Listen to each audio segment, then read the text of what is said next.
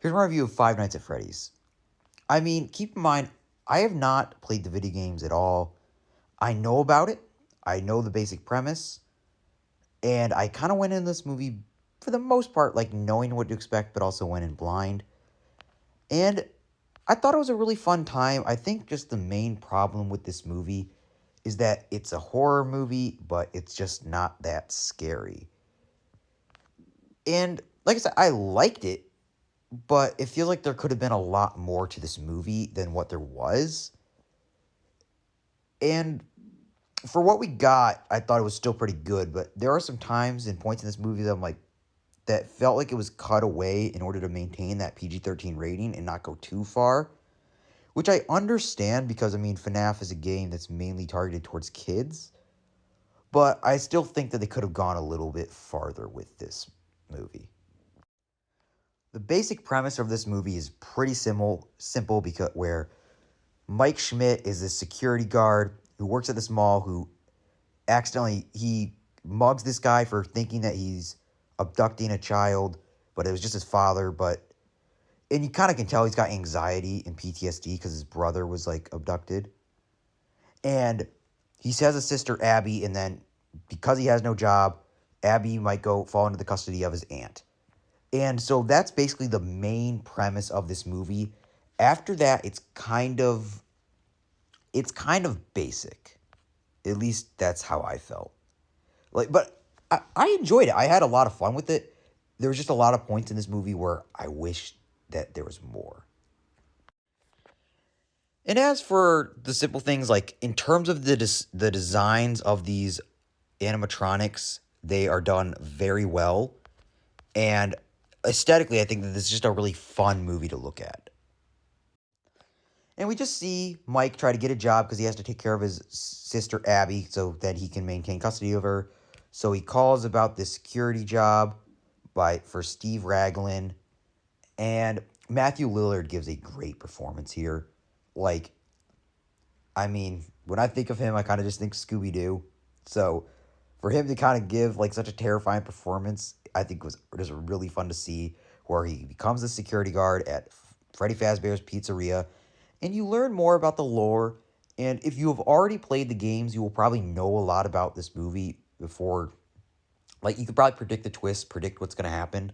And even I, who hasn't played the games, I knew about it. I kind of knew where a lot of the stuff was going. I know about most of it. But even with that, I still very much enjoyed it.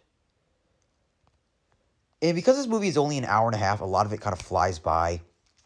So, well, I think it's an hour 50 minutes actually. So, still 20 minutes longer, but it's still quite short, I think, for what this movie needed to be. And I think that the animatronics, like I said, the animatronics are done really well.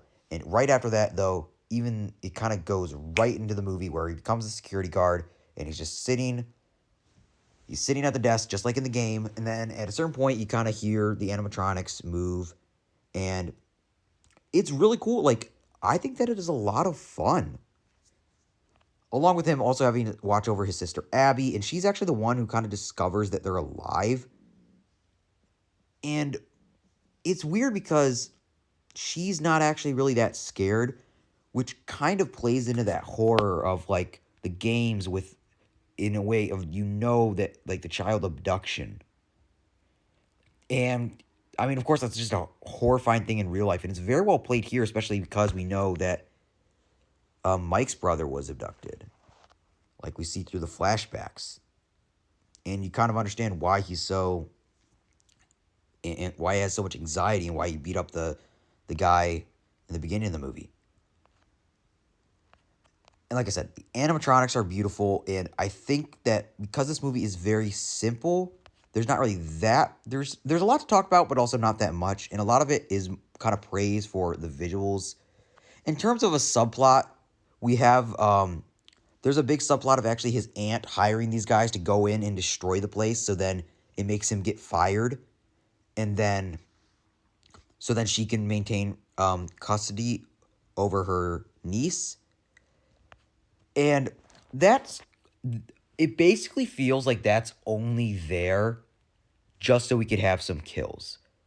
But I think the problem with that is because this movie is rated PG-13, they aren't really that effective.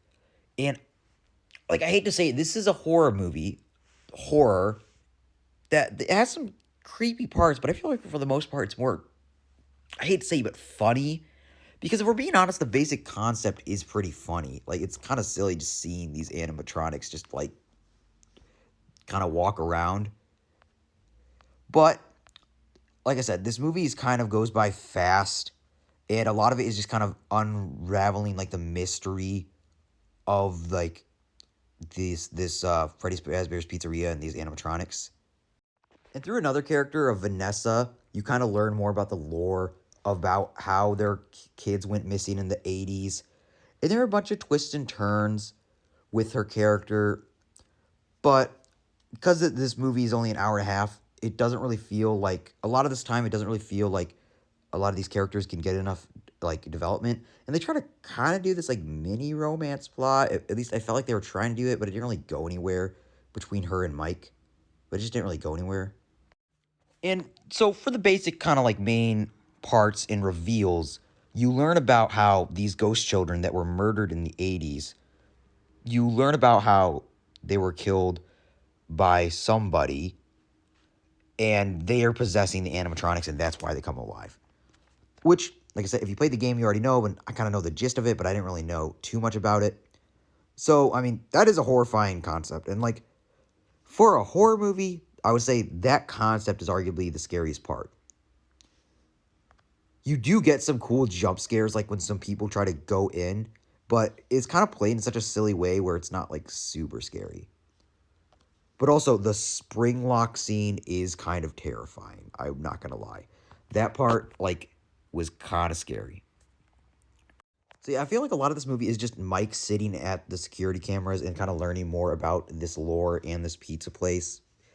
Which, I mean, makes sense. That is what the game is, from what I've seen. And it's a lot of it, it feels like this movie is kind of set up. And I hate to say that because I think, because I liked it, but it does feel like a lot of exposition dumping, which I understand. I'm sure they're going to go more places with it. But it kind of does feel like it wraps up relatively quickly. And one of the main, like, reveals is you kind of know about this, like, it's not like a golden Freddy, but it's the one where the spring lock one where you can go inside, and then the main reveal is that this spring lock thing is actually William Afton, who you learn about, who kidnapped kids, and is also the father of Vanessa, which I didn't know going in, so it was a shock to me. So hey, it was kind of a shock, but after this, it does kind of, like, pick up. I would say after this, it kind of picks up and feels like it speeds to the finish line, unfortunately. And I just wish this movie was just a tad longer. Like I said, you get some really horrifying moments, like with the spring trap scenes, but because it's a PG-13, it really holds back on a lot of the violence and horror that I think it could have made it really something truly special. But I think that a lot of the heart of this movie is the relationship between Mike and Abby. And I mean, he's just trying to take care of his sister after all. I thought that was a really good emotional anchor, I should say. And one thing I didn't really think was explained well is how, for some reason, Abby has this connection to the animatronics, and I just don't really get why. Maybe because they're possessed by the ghost child and she's a child, but I don't really understand why she has a huge connection. And later, like, she uses, like, all the robots to defeat William Afton.